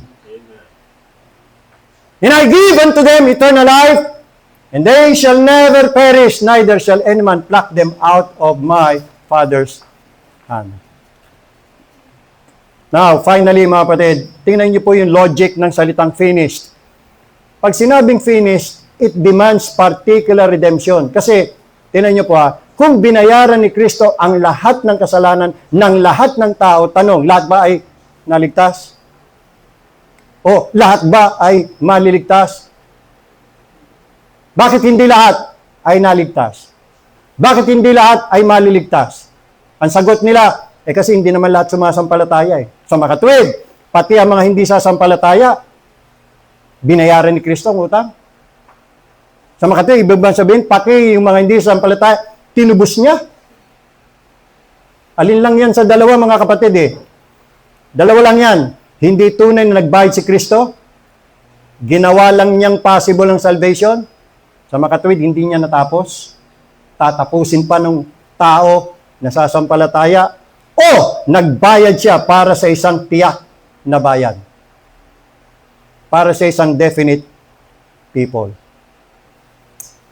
Sabi nga ng Puritan na si John Owen, Christ died for all the sins of some men.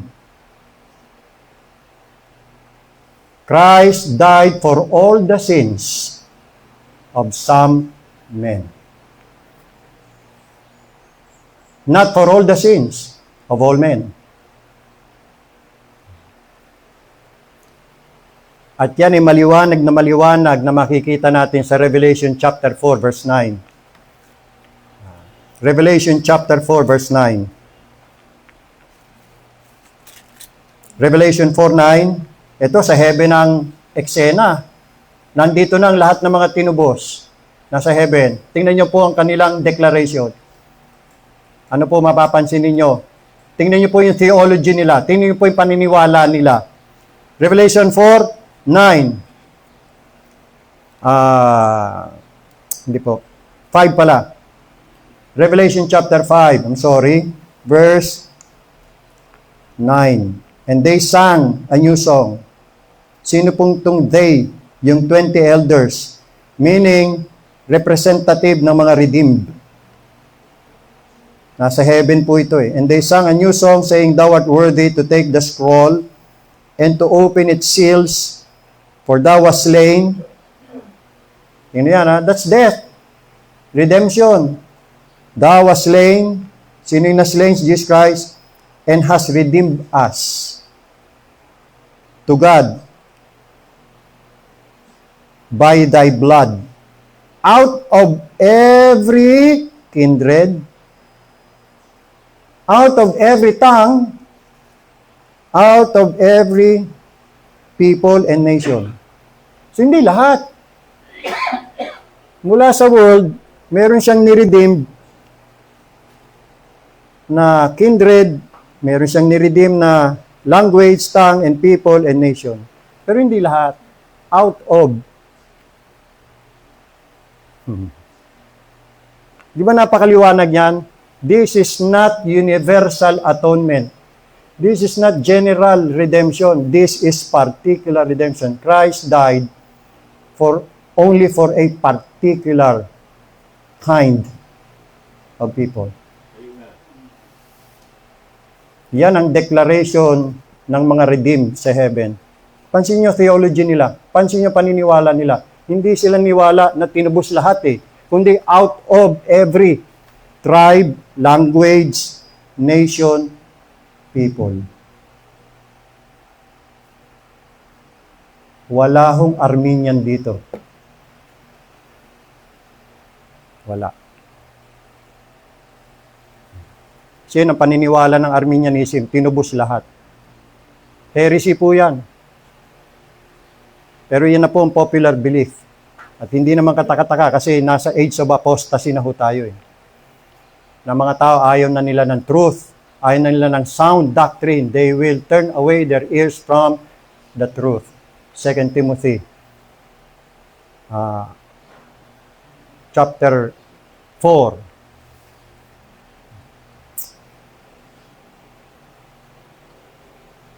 The cross did not make salvation possible.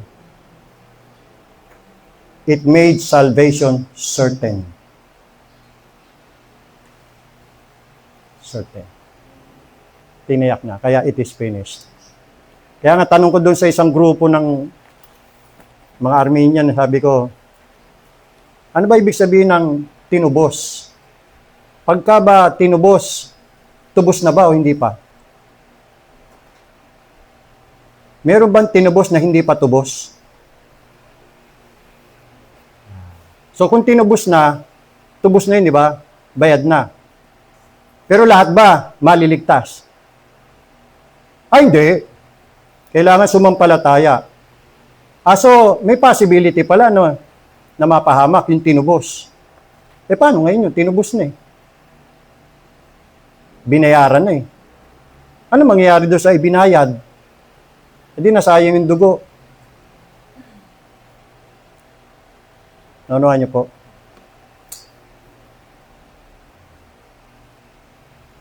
Last mga kapatid. Tapusin na natin. Konting-konti na lang. Gawin nating alauna. Finally, the glory of a finished work. Kung mayroong definite mission, definite people, definite result. Number 1, salvation is not by human effort. Ephesians 2:8 and 9, for by grace you have been saved through faith, and that not of yourselves. It is the gift of God, not of works, lest any man should boast. Nothing can be added, not works, not merit, not decision. To add anything is to deny it is finished. Kaya yung turo nila, tapos na ang kaligtasan, kaya lang hindi pa mapapapunta sa yung kaligtasan kung hindi ka magbibilib. Kailangan magbilib ka. So, ibig sabihin ko, kumpletuhin pa. O yung magbibilib, sigurado yun. O yung tinubos niya, siguradong magbibilib. Hindi ala tsamba. Hindi maaaring hindi magbibilib yun.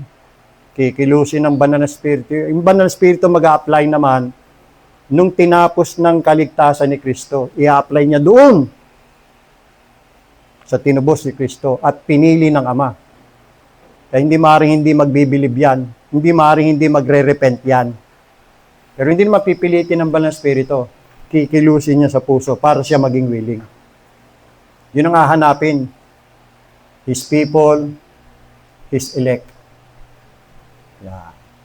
His sheep. Kaya mga ginagawa ng mga nagpepenitensya,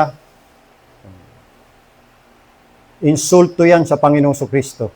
Parang sinasabi nila, Panginoong Isus, hindi pa kumpletong ginawa mo eh. Dadagdagan ko.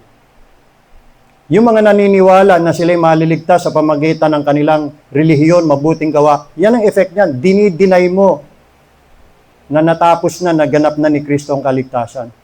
Dadagdagan mo pa. Insulto ho yan. Salvation is not by human effort. Pangalawa, salvation is completely secured. If Christ finish it, it cannot be undone. If Christ finish it, it cannot fail. Again, Jesus said, all that the Father giveth me shall come. Sigurado yan, they shall come in God's appointed time. No, not one will not be saved. Not one will be lost. They will be saved. Sabi nga ni Charles Spurgeon, if Christ has died for me, I cannot be lost. Tetelestai, paid in full, meaning no balance, no further claim, no future demand. That is what Christ declared over His people. Pangatlo, salvation produces humility and worship. There is no room for pagmamayabang. There is no room for boasting. Wala tayong may pagmamayabang, wala tayong may pagmamalaki. Lahat ng kaluwalhatian goes to God. The Father as the planner, the Son as the purchaser, the Holy Spirit as the applier. See? Now, sa pagtatapos natin mga kapatid, sa lahat ng mga mananampalataya, anong epekto nito? It is finished. Rest. Rest. Mamahinga tayo. Rest in Jesus Christ. Rest in His finished work. Not in your strength, not in your consistency, but in the finished redemption. Hindi pa po tayo nagpapakita ng anumang interes kay Kristo Jesus. Hindi pa po tayo nagpapahayag ng anumang pananampalataya sa Kanya. Wala pa po tayong kahit katiting na pag-ibig sa Kanya. Nung mga panahong yun, tayo po'y nasa kasamaan, nasa kasalanan. Tayo po'y umiibig at naliligayan sa kasalanan. Pero si Jesucristo po'y namatay para sa atin. Binayaran na niya ang ating malaking utang. Tayo po'y kanyang tinubos. Ang kausap ko rito mga mananampalataya. Doon naman sa mga naghahanap, sa mga kaluluwang wala pang katiyakan, sa mga kaluluwang naghahanap, come. You come. Come as you are. Not improved, not reformed, not worthy. You just come to Jesus Christ at hindi ka mapapahiya. Kung lalapit ka lang ngayon, sabi ni Jesus Christ, hindi kita itataboy. Baka kabilang ka doon sa mga ibinigay ng Ama sa anak. Huwag mo nang patagalin pa, don't refuse. Huwag mo nang sabihin, saka na lang, pag may time. No. You come right now. At doon naman sa mga proud and self-righteous, kung akala mo makakapag-contribute ka sa iyong kaligtasan, para mo nang sinasabi, it is not finished. I will finalize it. I will finish it. Parang ganun eh. Pero ang sabi ho ni Jesus Christ, it is finished. May isang Bible Baptist pastor, tinanong siya ng kanyang miyembro. Sabi niya, Pastor, paano kung namatay kayo tapos hindi kayo pinapasok sa langit? Ano gagawin nyo? Pastor yun Sabi ng pastor, hindi ako papayag niyan. Magpo-protesta ako. Bakit naman ho? Ang bira, ako'y naghirap. Noong ako'y nasa lupa, naglingkod ako sa kanya. Ako ay tinanggap ko siya. sa aking puso. Tapos hindi niya papapasukin, ay magpoprotesta ako. Kita niya? Para bang may karapatan siya, no? Para bang he earned his entrance into heaven. Parang deserving niya eh. Kung tumanggap siya, sumampalataya siya, dapat lang papasukin siya doon. You see? What if yung tanong na yon, yun din ang itanong sa inyo? What if kung nandun ka na sa pintuan ng langit, hindi ka pinapasok, at sasabihin sa iyo ng Diyos, bakit kita papapasukin sa aking kaharian? Ano po ang sasagot niyo?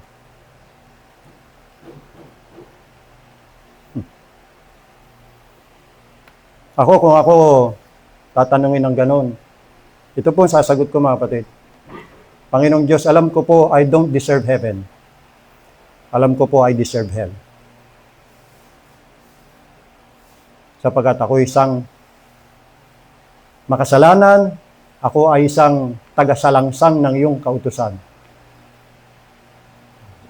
There was a time na kinamuhian ko kayo at ang iyong anak na si Jesucristo. Kaya kung ako ibubulid nyo sa impyerno, I deserve it. I don't deserve heaven. But somebody took my place. Somebody died for me. He gave his life for me. He shed his blood for me. He became my sinless substitute. He was cursed for me. At yun po ay ang inyong anak, si Jesus Christ. Ngayon, kung hindi pa ho sapat yung ginawa ng iyong anak para sa akin, hindi ko na po alam kung ano pa ang pwede kong gawin o pwede niyang gawin. Wala na pong ibang alam na kaparaanan para ako'y makapasok sa iyong kaharian. Okay? Ito po ang main truth mga kapatid eh. Hindi po tayo naligtas dahil sa faith natin. Naligtas po tayo dahil sa ginawa ni Kristo. Hindi po ako naligtas dahil sumampalataya ako eh. Ligtas ako dahil namatay si Kristo para sa akin. Hindi po ang pananampalataya ang tagapagligtas. Si Kristo po ang tagapagligtas. Wala nang iba. Doon sa krus, justice was satisfied. Doon sa krus, nasaid ang puot at galit ng Diyos. Napawi ang puot ng Diyos. Doon sa krus, ang katubusan ay naganap. Christ did not die saying, I tried. He died declaring, it is finished. Nothing to add, nothing to remove, nothing left undone. It's a full salvation, a perfect redemption, an accomplished purpose. And every redeemed soul will say, all that I am and all that I have, I owe to the finished work of Christ. May God bless the message sa atin pong mga puso. Tayo po'y manalangin.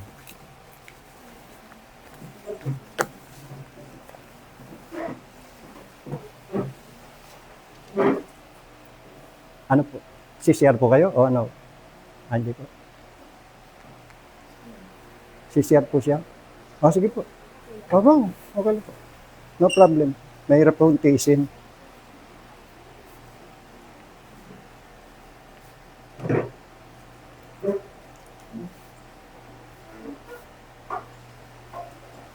Mahirap po yung pigilin. Ako po.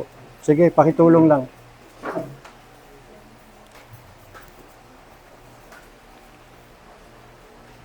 Okay.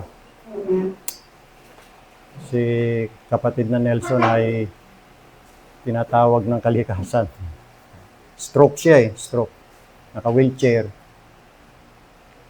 Wala naman pigilin po natin yan. Sige lang po. Ayan po natin. So tayo po'y manalangin ako mga kapatid. Dakilang Diyos na makapangyat banal, maraming salamat po sa inyong mga salita na ipinahayag sa amin. Salamat sa mga katotohanan ito. Dakilang aming Panginoon Kristo. Maraming salamat sa kabutihan niyo sa amin na kami pong mga makasalanan na hindi naman karapat-dapat kahit anong katiting na awat, biyaya at kabutihan po ninyo ay kinalugdan niyo po, Panginoong Diyos, na isama sa inyong mga pinili, isinama sa mga tinubos ng Panginoon Kristo, isinama sa mga kinilos ng Banal na Espiritu para makamtan ang kaligtasan. Purihin kayo, Panginoong Diyos, napakaliwanag na sa amin ang dakilang kaligtasan na ginawa ng Panginoong Kristo. Yan po ang Ebanghelyo. Na dahil din po sa inyo, sinampalatayanan po namin.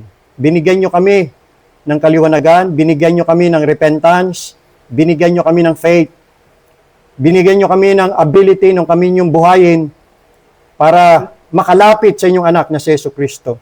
Kayo po ang naglapit sa amin, hindi po kami. Kayo po ang naglapit sa inyong anak na si Yesu Kristo. Kaya ang utang na loob namin ay nasa inyo, Panginoon. Wala kaming i-claim na anumang bagay na nagawa namin para sa aming kaligtasan. Lahat ng aming kaligtasan, from beginning to end, kayo po ang nagbalangkas, kayo po ang gumawa. Yan ang essence ng grace. Kaya ang grace, undeserving talaga. Salamat sa inyo, Panginoong Diyos. Sa kaligtasan ito, na ipinaunawa ninyo sa amin. Pinupuri namin ang aming Panginoong Sus. Salamat, wala na kami sa ilalim ng sumpa. Salamat, wala na kami sa kahatulan. Salamat sa pagpapatawad ng aming mga kasalanan. Salamat, tinapos na ang lahat ng yan ng aming Panginoong Sus. Salamat sa buhay na walang hanggan. Purihin kayo ngayon at magpakailanman. At dalangin po namin, O Diyos, ang aming mga mahal sa buhay. Pinagpe-pray din namin ang kanilang salvation. Maawa din kayo sa kanila. Kalugdan nyo rin po na gawin sa kanila ang ginawa niyo sa amin.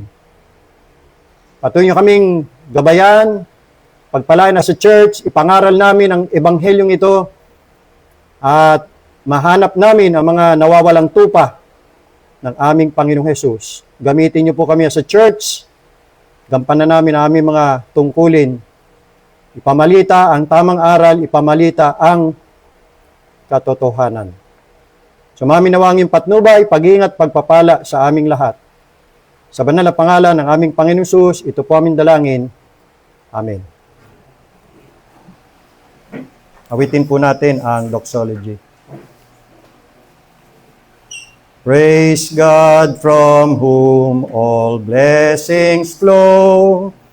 Praise Him, all creatures here below. Praise Him above the heavenly host. Praise Father, Son, and Holy Ghost. Amen. Amen. Amen.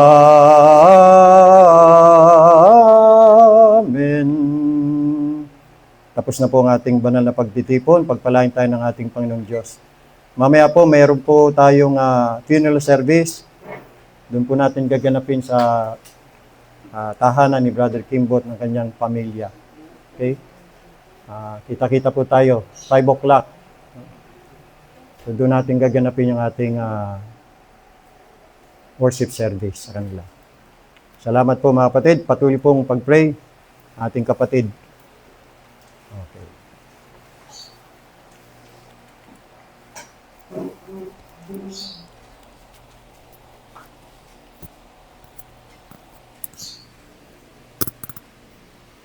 Meron nga pala ho tayong babautismuhan. Candidate for baptism po. Kuya Nelson, si Ate Pam, at saka si Violet. Kulay yun. Nakalimutan ko eh. Kala ko pink. Violet. Yeah. Papabaptize. And then, I do believe si Yuki. Yuki ba? Nalilito ko eh. Yuki, Yumi, Yuri. Yan eh. Si Yuki rin. Papabaptize na rin. Sige. Isi-set natin. Dapat yung magang-maga. Kasi summer ngayon, marami na liligo. Kung magbubukas ng alas 6, pakitanong nyo nga doon sa dati nating binabautisman kung anong oras sila magbubukas. Doon na lang siguro natin sa gawa ang baptism. Yan. Unahan natin yung mga magsiswimming. Para pagdating nila, tapos na tayo. Saglit lang naman tayo doon. At paki-inform nyo na lang ako. Yan. Kung nagbubukas silang 6, di 6 tayo punta ro. Kung 7, di 7. Ganun. Yun. Doon na lang natin ganapin sa dati. Okay? So, maraming salamat mga kapatid. Pasensya na po tayo at tayo ay nag-extend. Minsan lang naman mangyari to. Pero sinisikap ko talaga na mapaga. Mga 11, tapos na tayo eh. Maximum na yung 11:30. Okay, kasi nga, nag-ano pa ho tayo, orient. Kaya, yun po. Anyway, katatapos lang naman ng mahal na araw. So, kasama sa penitensya. Yan ho. So, hindi ko tayo naniniwala ho dyan, no? Yung mahal na araw. Wala akong mahal na araw sa Bible. Catholic practice po yan. Hindi tayo nakikisa ho dyan. Ang tanging paraan na sinabi ng Panginoon, aalalahanin natin siya sa kanyang kamatayan ay yung Lord's Supper. Yan. Every month, ginagawa natin yan. Yun yung tama. Sabi ng Panginoon, gawin ninyo ito sa pag-alaala sa akin. Kasi baka may nagtatanong, Pastor, wala ba tayong Easter Sunday? Mga ganyan, Holy Week? Wala po. Bakit? Wala ako sa Bible. At hindi ho yan naging practice ng mga churches, ancient churches na yun. Catholic po kasi yan, Catholic origin. Hindi ho tayo dyan makikisa. Pagan yan eh. Akala nyo lang po, seemingly, sa Diyos, pero hindi. Basta hindi kayo sa Bible, hindi yan sa Diyos. Okay? So yan po. Maraming salamat po. God bless us all. Pasensya na po kayo. Alam ko, gutom na po kayo.